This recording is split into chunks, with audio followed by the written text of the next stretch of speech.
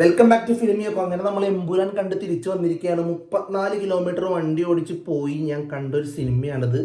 Directed by Prithviraj Sukumaran, written by Murali Gopi, produced by Gokulam Gopalan, Aashirvad ലൈക്കുണ്ടായിരുന്നു.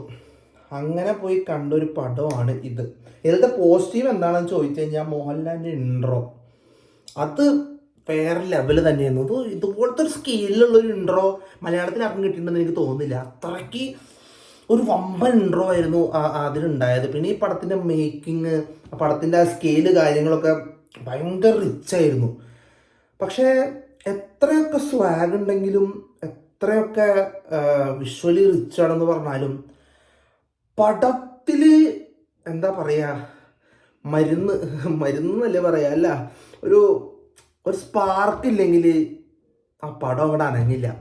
അതാണ് ഈ എമ്പുരാൻ സംഭവിച്ചത്. സ്വാഗ് എന്ന് പറഞ്ഞാൽ ഒരുപാടുണ്ട്. സബ്സ്റ്റൻസോ വായൊക്കെ ഉറക്കം വന്നിട്ടാന്ന് തോന്നും, ഒന്നുമില്ല. അതായത് ഈ എമ്പുരാൻ ഫിലിമിൻ്റെ ഓപ്പണിങ് സംഭവം, ആ സീക്വൻസസ് ഒക്കെ അടിപൊളിയാണ്. എനിക്ക് ശരിക്കും ഫീലായ ഒരു സീക്വൻസ്. അപ്പോൾ അതൊക്കെ കണ്ടപ്പോൾ ഞാൻ വിചാരിച്ചത് നമ്മളെന്തോ ഒരു വലിയൊരു സംഭവത്തിലാണ് നമ്മളിപ്പോൾ കയറി ഇരിക്കുന്നതെന്ന് വിചാരിച്ചു. പക്ഷെ അത് പോകെ പോകെ തീ അണഞ്ഞണഞ്ഞ് വരുന്ന പോലെയാണെന്ന് എനിക്ക് ഫീൽ ചെയ്ത്. പേഴ്സണലായിട്ട് പറയുന്നതാണ്, എല്ലാവരും വന്ന് തെറി വിളിക്കരുത്. അത് എനിക്കും എൻ്റെ കൂടെ വന്ന ആൾക്കും അങ്ങനെ തന്നെ ഫീൽ. അതായത് പോകെ പോകെ തീ അണഞ്ഞണഞ്ഞ് വരുന്ന പോലത്തെ ഒരു ഫീലായിരുന്നു. അതായത് പടത്തിന് ഒരുപാട്, അതായത് എവിടത്തെ വില്ലനെ കോൺസെൻട്രേറ്റ് ചെയ്യണമെന്ന് പടത്തിനൊരു ഐഡിയ ഇല്ല. കുറേ അവിടെ പോവും, ഇറാഖിൽ പോവും, പിന്നെ ഇന്ത്യയിൽ വരും, അങ്ങനെ. അതായത് അവിടെയൊക്കെ ചില ഒരു ഇൻ്റർവെല്ലോ എടുക്കാറാവുമ്പോൾ ഒരു സീക്വൻസ് ഉണ്ട്. ഇൻ്റർവെൽ ഒരു അടുക്കുമ്പോൾ അത് എന്തിനാ ഈ പടത്തിൽ കാണിച്ചതെന്ന് എനിക്ക് മനസ്സിലാവുന്നില്ല. കുറേ സിനിമകളാണ് കാണിച്ചിട്ട് നമുക്ക് കാണുമ്പോൾ തന്നെ മനസ്സിലാവും ചുമ്മാതാ. അത് എന്തിനാണത് ചെയ്തത്, അതിൻ്റെ ആവശ്യം എന്തായിരുന്നു എന്നൊന്നും എനിക്ക് മനസ്സിലായി. പാർട്ട് 3 അതിനുള്ള സാധനം വരുമെന്നൊന്നും അറിഞ്ഞൂടാ കേട്ടോ. പക്ഷെ എനിക്കത് എന്തിനാന്നുള്ള മനസ്സിലായില്ല. അത് കഴിഞ്ഞിട്ട് പിന്നെ ഇതിൻ്റെ ആക്ഷൻ സീക്വൻസസ് കുറച്ച് വരുന്നുണ്ട്. അത് നമ്മുടെ ട്രെയിലറിൽ കാണിക്കുന്ന മറ്റേ വാടാ ആ സാധനം, അത് ആക്ഷൻ സീക്വൻസ്, അത് ആ പാട്ടൊക്കെ വെച്ചിട്ട് എന്താ പറയുക, എന്താ പറയുക, ഒരു ഹൈ കിട്ടുന്നില്ല അത് കണ്ടിട്ട്. അതിൻ്റെ ഞാൻ എഡിറ്റിംഗ് ഒന്നും പഠിച്ചിട്ടില്ല, എന്നാലും ഞാൻ പറയാൻ എഡിറ്റിങ്ങിൻ്റെ വിഷയമാണെന്ന് അറിയില്ല. ഒക്കെ പെട്ടെന്ന് കട്ടായിട്ട് ഇങ്ങനെ പോവാണ്. കാരണം അതിൽ മോഹൻലാലിൻ്റെ ഫേസ് പോലും കൃത്യമായിട്ട് കാണാൻ പറ്റുന്നില്ല. ഒരു എക്സ്പ്രഷൻ ഒന്നും നമുക്കൊന്നും കാണാൻ പറ്റുന്നില്ല. ഫൈറ്റിൻ്റെ പെട്ടെന്ന് അവിടെ തീർന്നു പോവുക. ക്ലൈമാക്സിൽ ഒന്നിനോട് ഫോക്കസ്, അതായത് ഒരു എന്താ പറയുക, ഒരു ഐക്കോണിക് ഒരു നമ്മുടെ ലൂസിഫറിലൊക്കെ ഉണ്ടായിരുന്നു, ഇങ്ങനെ പിടിച്ചിട്ട് ഇങ്ങനെ നടന്നു പോകുന്ന ഒരു സാധനമൊക്കെ, അയ്യാ മോനെ ആ സാധനം, അതുപോലത്തെ ഒരു ഐക്കോണിക് അങ്ങനെ ഒരു സംഭവം ഇതിനകത്തില്ല. പിന്നെ വില്ലൻ, അതായത് പൃഥ്വിരാജിൻ്റെ ക്യാരക്ടറായിട്ട് ഒരു ഇമോഷണൽ കണക്ഷൻ തുടക്കത്തിൽ വന്നെങ്കിലും പിന്നെ ആ ഒരു നമുക്കുണ്ടായ ഒരു സംഭവം ഒരു അവസാനം നമുക്ക് ഒരു പേ ഓഫ് കിട്ടണ്ടേ, ആ പേ ഓഫ് കിട്ടിയില്ല. പിന്നെ ഭയങ്കര വീക്ക്. അതായത് ഇതിന് സ്പോയിലർ ഇല്ലാതെ എങ്ങനെയാ പറയുക, അതായത് പഴയ സിനിമകളിൽ വില്ലന്മാർ ഹീറോനെ അവരുടെ അടുത്ത് വരുത്തിക്കാൻ വേണ്ടി ഒരു പണി ഒപ്പിക്കില്ലേ, അതേ പണി ഇതിനകത്ത് ഹീറോ ചെയ്യും. അങ്ങനെയാണ് വില്ലനെ വരുത്തുക. വില്ലനാണെങ്കിൽ ഭയങ്കര ലെവൽ വില്ലനുണ്ട്, 10 പേരെയും കൊണ്ട് വന്ന് പിന്നെന്താ സംഭവിക്കണമെന്ന് എനിക്ക് പറയേണ്ട ആവശ്യമില്ലല്ലോ, അതുപോലെ തന്നെ സംഭവിക്കും. അതാണ് ഈ പടം. അതായത് കാലത്ത് തന്നെ പോയി.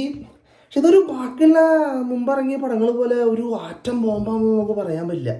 അത്രയ്ക്ക് നല്ല ക്വാളിറ്റി മേക്കിങ്, ആ ഒരു സ്കെയിലായാലും എല്ലാ കാര്യങ്ങളും നല്ല ക്വാളിറ്റിയിൽ ചെയ്തിട്ടുണ്ട്. ബട്ട് പടത്തിൻ്റെ സബ്സ്റ്റൻസ് അല്ലെങ്കിൽ ഇമോഷണൽ കണക്ഷൻ, ഇമോഷണൽ ഒരു സംഭവം, പിന്നെ മഞ്ജു വാര്യർ സീക്വൻസ് ഞാൻ പറയാൻ പറഞ്ഞു. മഞ്ജു വാര്യർ ചില സീക്വൻസുകൾ, ഇൻ്റർവ്യൂവിന് ശേഷം കുറച്ച് സീക്വൻസ് എനിക്കിത് വർക്കായെങ്കിലും മുമ്പത്തേന് എന്തോ ഒരു മുഖത്തൊരു ഇമോഷനൊന്നും എക്സ്പ്രസ് ചെയ്യാൻ പറ്റാത്തതല്ല. മഞ്ജു വാര്യർ ഇങ്ങനെയല്ല, എന്തോ ഒരു സിനിമ ഉണ്ടെന്ന് അറിയാം. പുള്ളിക്കാരിക്ക് ഒന്നും വെറുതെ നിന്നാൽ തന്നെ സെറ്റാവുന്ന ആളാണ്. പക്ഷെ ഇപ്പം ഇതിലെന്തോ എനിക്ക് ഒന്നും നന്നായിട്ടൊന്നും ഫീൽ ചെയ്യുന്നില്ല. എന്താണെന്ന് എനിക്ക് മനസ്സിലാവുന്നില്ല. പുള്ളിക്കാരിക്ക് എന്തുകൊണ്ട് ഇങ്ങനെ ചെയ്യാൻ പറ്റുന്നില്ലെന്ന്. ഇമോഷണൽ കണക്ഷൻ, അതാണ് ഈ പടത്തിന് നമുക്ക് ക്യാരക്ടേഴ്സ് അല്ലെങ്കിൽ ആ യൂണിവേഴ്സായിട്ട് ഒരു ഇമോഷണൽ കണക്ഷൻ പിടിച്ചു നിർത്താൻ ഈ ഒരു പാട്ടിന് സാധിച്ചില്ലെന്നാണ് ഞാൻ പറയാനായിട്ട്. അതായത് തുടക്കത്തിൽ കത്തി തുടങ്ങി പയ്യെ അണഞ്ഞ് വരുന്ന പോലെ എനിക്ക് ഫീൽ ചെയ്തത്. ക്യാരക്ടേഴ്സൊക്കെ വീക്കായി, അതായത് എനിക്ക് മാത്രം തോന്നുമെന്ന് എനിക്കറിയില്ല. അങ്ങനെയാണെങ്കിൽ അപ്പം അങ്ങനെ ആയിരിക്കും, എന്തായാലും എനിക്ക് കുഴപ്പമില്ല. അത് മോഹൻലാലിൻ്റെ ഡയലോഗുകൾ, അതായത് ലൂസിഫറിൻ്റെ ക്ലൈമാക്സിൽ എന്താണ് നമ്മുടെ ബോബിയുടെ അടുത്ത് മോഹൻലാൽ സംസാരിക്കില്ലേ, ആ ഒരു മോഡുലേഷൻ പടത്തിൽ മൊത്തം അങ്ങനെയാണെങ്കിൽ ഉള്ള അവസ്ഥ ആലോചിച്ച് നോക്കി. കുറച്ചെത്തിയപ്പോൾ എനിക്കെന്തോ ഒരു സുഖക്കുറവ് പോലെയാണ് തോന്നിയത് അത് കേട്ടപ്പോൾ. എല്ലാവർക്കും എങ്ങനെയാണെന്ന് എനിക്ക് അറിയത്തില്ല, എനിക്കങ്ങനെ തോന്നിയത്. പിന്നെ വില്ലനും ഒരു വീക്കായ പോലെ, തുടക്കത്തിൽ അത്രയ്ക്കും സ്ട്രോങ് ആയിട്ടുള്ള ഒരാളെ കാണിച്ചിട്ട് പിന്നെ അത് അങ്ങോട്ട്, അതായത് ഭയങ്കര വീക്കാക്കിയ പോലെ, അതായത് അണഞ്ഞു, പെട്ടെന്ന് അണഞ്ഞു, അതുപോലത്തെ സംഭവം. അതുകൊണ്ട് തന്നെ ഈ പടം എനിക്ക് ഒരു ബോംബാവൊന്നും പറയാൻ പറ്റുമെന്നില്ല, ഒരു ആവറേജ് എക്സ്പീരിയൻസ് ആണ് എനിക്ക് എമ്പുരാൻ എന്ന് പറഞ്ഞ സിനിമ തന്നത്, പറഞ്ഞേ പറ്റൂ. ഇത്ര ഹൈപ്പുണ്ട് സംഭവം ഉണ്ടെന്നുകൊണ്ട് നമുക്ക് അതിനെ പൊക്കി പറയാനൊന്നും പറ്റത്തൊന്നുമില്ല. എനിക്കത് കണ്ടിട്ട് ഇതാണ് തോന്നിയത്. പിന്നെ ഒരുപാട് പേര് ഞാൻ തന്നെ ഇത് എന്നിട്ടാ എനിക്ക് മാത്രമാണ് തോന്നിയെന്നറിയാം, 2-3 പേരെ വിളിച്ച് ചോദിച്ചു എനിക്ക് ഇങ്ങനെയാണ് തോന്നുന്നത്, നിങ്ങൾക്ക് അങ്ങനെ തോന്നിയോ? എല്ലാവർക്കും അങ്ങനെ തന്നെ തോന്നിയിരിക്കുന്നത്. ഇതിൽ മോശമായിട്ട് തോന്നിയ ആൾക്കാർ എൻ്റെ കോണ്ടാക്ട് കിടപ്പുണ്ട്. പക്ഷെ എനിക്ക് അരോചകമായിട്ടൊന്നും തോന്നിയില്ല, പക്ഷെ ഏറ്റില്ല, അതായത് കത്തിയില്ല ലൂസിഫറിൻ്റെ അത്ര, അങ്ങനെ തോന്നി. പിന്നെ ഡ്രാഗൺ സംഭവങ്ങളൊക്കെ പിന്നെ ഭയങ്കര ചർച്ച ഹൈപ്പൊക്കെ ആയിരുന്നല്ലോ, അതങ്ങനെ തന്നെ ഇരിക്കട്ടെ. പാർട്ട് 3 വരുമ്പോൾ നമുക്ക് കാണാം എന്തൊക്കെ നടക്കാൻ പോകുന്നതെന്ന്. ഈ സിനിമ കണ്ടിട്ട് പാർട്ട് 3ക്ക് വേണ്ടി ഞാൻ ഹൈപ്ഡ് ആണോ എന്ന് ചോദിച്ചാൽ നോ. പിന്നെ നോ സ്പോയിലർ, ഭയങ്കരം ആരടുത്തും പറയരുത്. ഇപ്പോൾ ഫ്രണ്ടൊക്കെ കൂട്ടുകാരൊക്കെ പറയുന്നുണ്ടായിരുന്നു, ഇനി കളിക്കാൻ പറ്റില്ല, നീ എല്ലാം പറഞ്ഞു, ഇത്ര ക്യാമിയോ എല്ലാം പറഞ്ഞു വയ്ക്കും എന്നൊക്കെ പറഞ്ഞിട്ട്. അങ്ങനെയൊന്നും പറയാൻ പ്രത്യേകിച്ചൊന്നും ഇല്ലാത്ത വലുതായിട്ട് സംഭവങ്ങളൊന്നുമില്ല. അതുകൊണ്ട് ആരും പേടിക്കേണ്ട, എല്ലാവരും പേടിക്കേണ്ട ആവശ്യമില്ല. പിന്നെ ഡ്രാഗൻ അല്ലേ, അതും കുഴപ്പമൊന്നുമില്ല. എല്ലാവരും കാണും, പടം തിയേറ്ററിൽ പോയി കാണും. ഇത് ഞാൻ വെറുതെ, ഇത് എൻ്റെ പേഴ്സണൽ ഒപ്പീനിയൻ, ഇതൊന്നും ആരും കേൾക്കേണ്ട ആവശ്യവും ഇല്ല, നിങ്ങൾക്ക് വിലക്കെടുക്കേണ്ട ആവശ്യം പോലും ഇല്ല. നിങ്ങൾക്ക് തിയേറ്ററിൽ പോയി കാണാം, കണ്ടവർക്ക് കാണാം. എന്തായാലും തിയേറ്ററിൻ്റെ അടുത്തുണ്ട് ഇപ്പോൾ ഈ വീക്കെൻഡ് മൊത്തം ടിക്കറ്റ് ഫുള്ളാണ്, ഇവിടെ എവിടെയും ടിക്കറ്റ് ഉണ്ടായില്ല. ഇന്ന് രാത്രി ഞാൻ ചിലപ്പോൾ ഒന്നുകൂടെ എൻ്റെ ഫ്രണ്ട്സിനൊപ്പം വേറെ കാണാൻ പോകാനും പ്ലാൻ ഇട്ടിട്ടുണ്ട്. കാണുന്നവരെന്തായാലും പോയി തിയേറ്ററിൽ പോയി കാണാം, ആരും നിങ്ങളെ തടയുന്നില്ല. നിങ്ങളുടെ കാശ്, നിങ്ങളുടെ time, spend it well. Okay, അപ്പോൾ അടുത്തൊരു വീഡിയോ ആയിട്ട് എന്ന് കാണുമെന്ന് എനിക്കൊരു ഐഡിയ ഇല്ല. ഇന്നിപ്പോൾ ഇത്തിരി ഡിസപ്പോയിൻമെൻ്റ് ആയതുകൊണ്ട് ഞാൻ യൂട്യൂബിൽ ഒന്ന് പറഞ്ഞേ ഉള്ളൂ. So until next time, by.